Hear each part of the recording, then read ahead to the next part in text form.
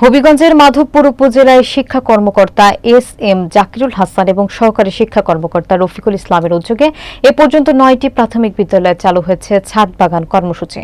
আরও 14টি স্কুলে এটি বাস্তবায়নের প্রক্রিয়া চলছে। স্কুলসমূহ তাদের নিজস্ব অর্থায়ন এবং স্থানীয় ডোনারদের মাধ্যমে চালাচ্ছেন সেসব কর্মকাণ্ড।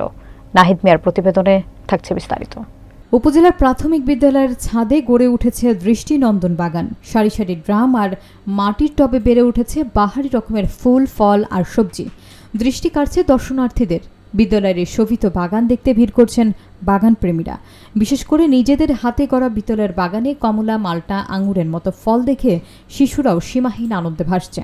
বর্তমানে বাগানের গাছে গাছে শোভা পাচ্ছে আম, সফেদা, কাগজি লেবু, কমলা, মাল্টা, আমড়া, কামরাঙা, জলপাই, পেয়ারা, আঙ্গুর এবং লিচু ফল। সবজি বাগানে রয়েছে মরিচ, বেগুন আর পেঁপে। উপজেলার প্রত্যন্ত অঞ্চল বহরা সরকারি প্রাথমিক বিদ্যালয়। বিদ্যালয়ের আছে একটি দ্বিতল ভবন। ভবনটির ছাদে ফল, ফুল আর ঔষধি বৃক্ষের বাগান। অনেকগুলো গাছে এবার ফুল ও ফল এসেছে। উপজেলা সহকারী শিক্ষা কর্মকর্তা রফিকুল ইসলাম জানান, 9টি স্কুলে ইতিমধ্যে এটি সম্পন্ন হয়েছে। আরও 14টি স্কুলেও এটি প্রক্রিয়াধীন রয়েছে। এর মাধ্যমে বাচ্চাদের প্রকৃতি, পরিবেশ এবং স্কুলে আসার প্রতি মনোযোগ পাচ্ছে।